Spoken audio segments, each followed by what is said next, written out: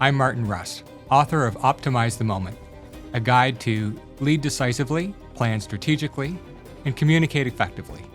Welcome to my podcast. Martin, could you share your thoughts on leadership when it comes to execution? Well, execution does matter, and we see this a lot of the times with companies and with not-for-profit organizations, all over, really. I mean, it's as much as I hate sports analogies, this is one of those instances where it does apply. So you go to all the effort of picking your team, picking your leadership on your team. Your team has a goal in mind. There's a season, and you want to win as many games as you possibly can. You field your team. You set out as many plays as you can. You practice those plays, and then you get on the field, and then it comes to actually executing those plays. And in any game, whether it's a football game or a soccer game or other whatever analogy you want to use, actually executing those plays matters. You can't afford to drop the ball.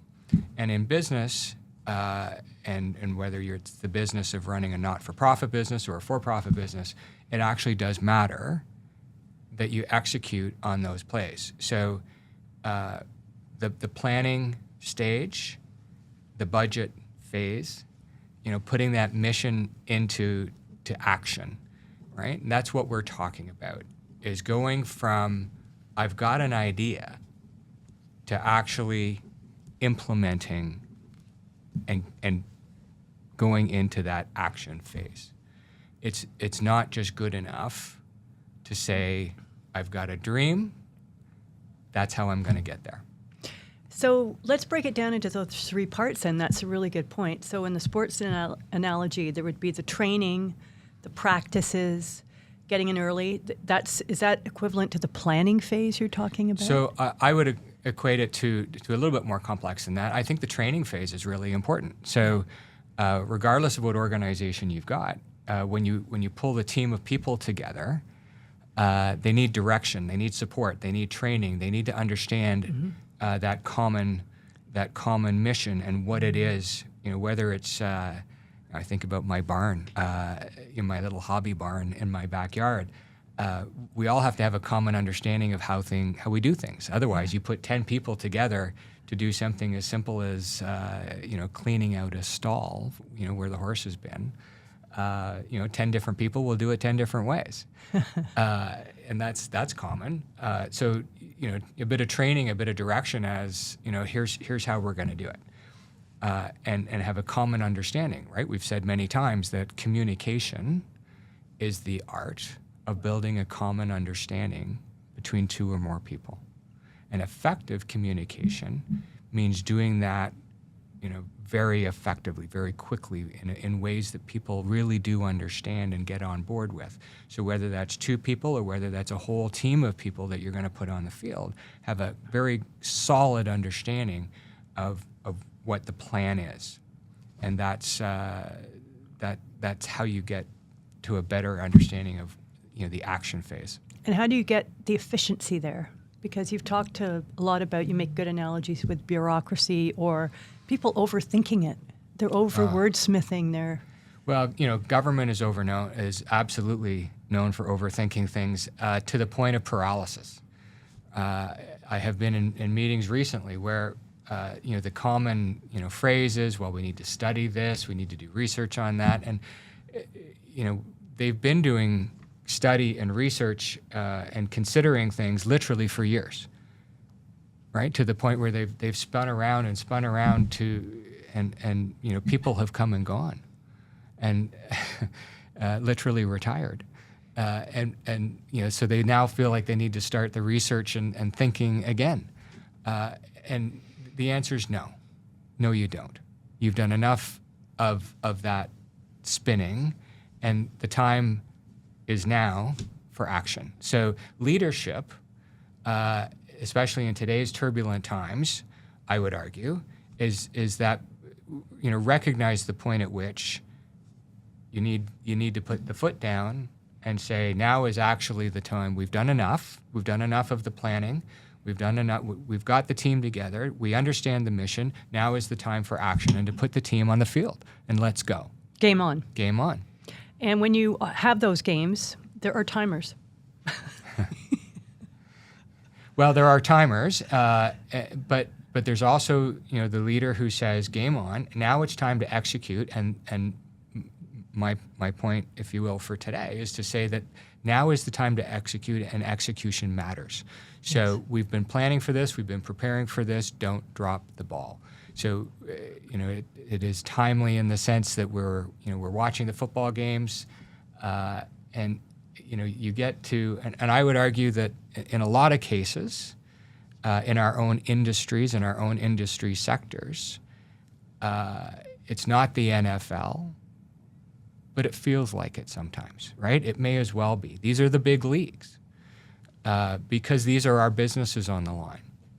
And so for us, it doesn't get any bigger league than this. So it matters. It matters to get it right? To not drop the ball. You can't afford to miss the call. You can't afford to not show up. You can't afford to not be your best. You can't afford to not put your best self forward.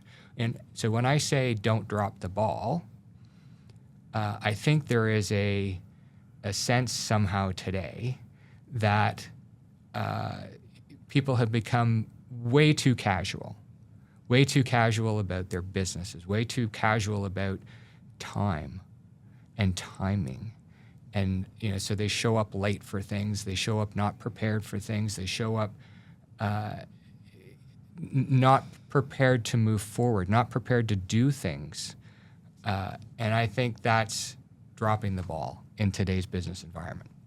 I love that analogy because there are fumbles or interceptions when you're on the field. But essentially what I'm hearing is, you have a coach, a quarterback, captains of teams, depending on your sport. And you've got to have that playbook in your head. You've got to know what it is you're expected to do. And the communications part is when you call the play, Right. the team members have to know what you're talking about. Well, and there are things that are beyond our control, Yeah. right? So if the ball is thrown to me, the thing that is not within my control is the defensive player who's coming at me full speed. Exactly. The thing that is within my control is to actually catch it. So in the business context, there are things that are not within my control. I can't make the bank, for instance, I can't make the bank hurry up and make a decision faster or process their paper faster. Wish I could, but I can't. But what I can do is I can do all the things that are within my control. I can do them better, faster, on time. And I can make sure they're done diligently. I can plan better. I can make sure I show up on time. I can deliver those forms. I can sign the things I need to sign.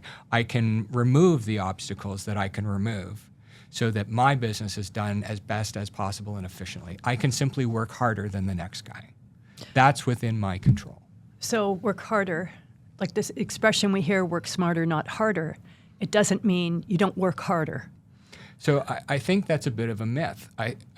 I'm all for working smarter, using the tools that are available, and being smart about how we work.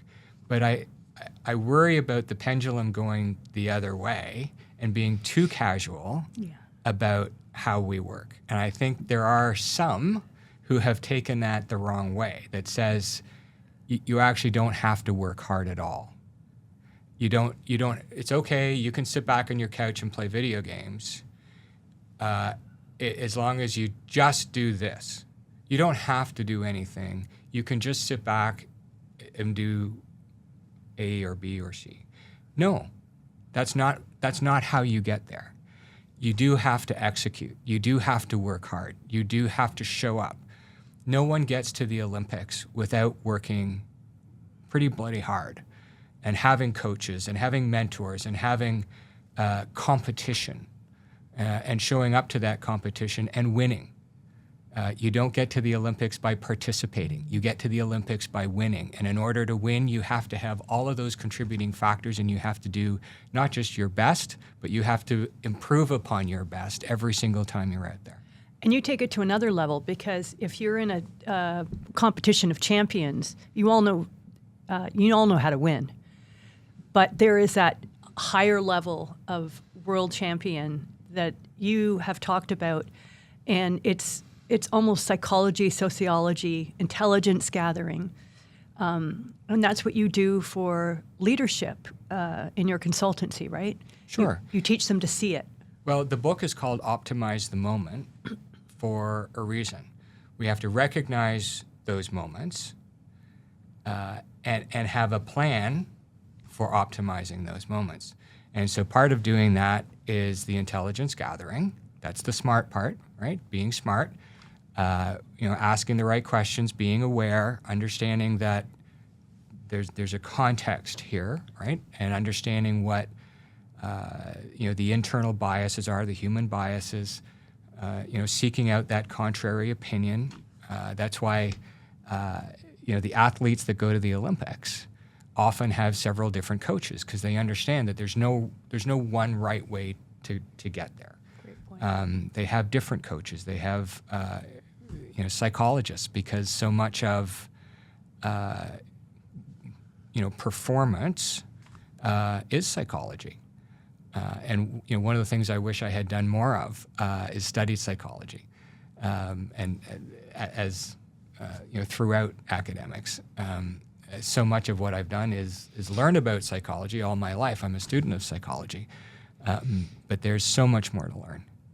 And optimizing the moment, the people that I have witnessed and been fortunate enough to work with and learn through have done so by leaning into those moments and really optimizing them through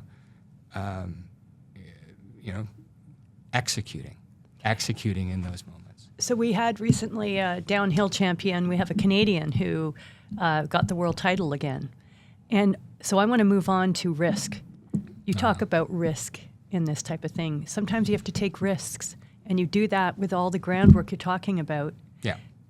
Can you explain? Well, I often hear a lot, particularly in business and in government, about risk aversion. So, we're afraid to make this decision, or we're afraid to make that decision because we are risk averse. And we want to understand every possible risk from every possible angle before we make a decision. And it really is, it's unfortunate, because it's paralysis. Yeah. And I think it's an excuse. And I don't want to say that it's nonsense, but it's an excuse for not being afraid of taking action. There is risk in everything that we do. There's risk in getting out of bed in the morning. So in being risk averse, we deny ourselves the opportunity to take those actions which bring about so much fulfillment and so much opportunity, not just in our businesses, but in our businesses and the other organizations that we serve on a volunteer basis, as well as in our professional lives. And that's where we get the opportunity to optimize the moments. And you're saying execution matters. So it goes back full circle, that risk aversion is antithetical to execution matters, because it does create that paralysis. So what you're doing is when I read your book, it gives me confidence in knowing when and how to take risks. Absolutely. So if you understand the risks, by all means, that's just being smart.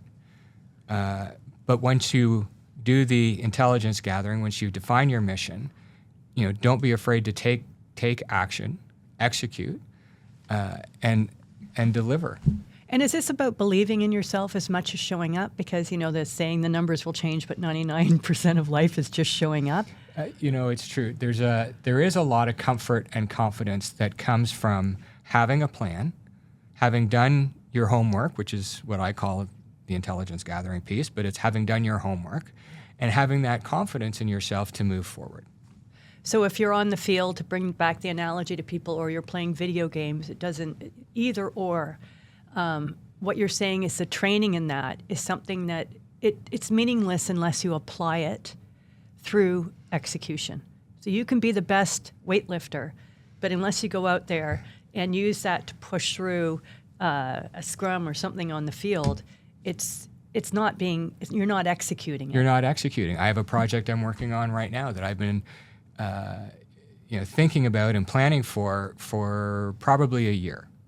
And I reached a point where I asked myself that question. I can sit on my couch or at my desk and continue to plan and think about this, or I can execute. And now is the time to take action and work towards it. And it's I don't want to say it's a significant risk, but it's a bit of a leap for me. It is something I've certainly never done before. It is outside my comfort zone, but taking the action in and of itself is extremely rewarding. Well, that sounds very mysterious at this point, Martin. And I know with your Track 2 diplomacy, you are a man of mystery. So maybe you can share what it is in another podcast with us and let us know how you move forward with your own approach to winning and success and achieving outcomes that are suitable to what you see and you want. Well, my point is that the same methodology applies in our personal lives as well as our business lives, as well as our volunteer endeavors.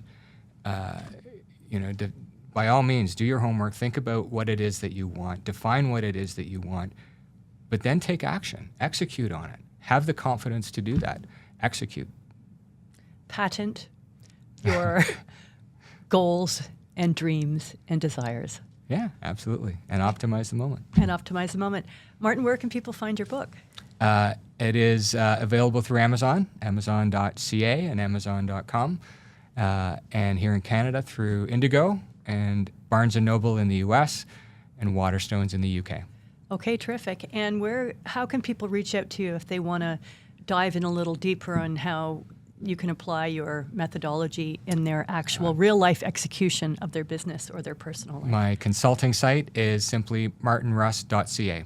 Sounds pretty straightforward. That's good comms. Very good. Thanks, Martin. Thank you very much.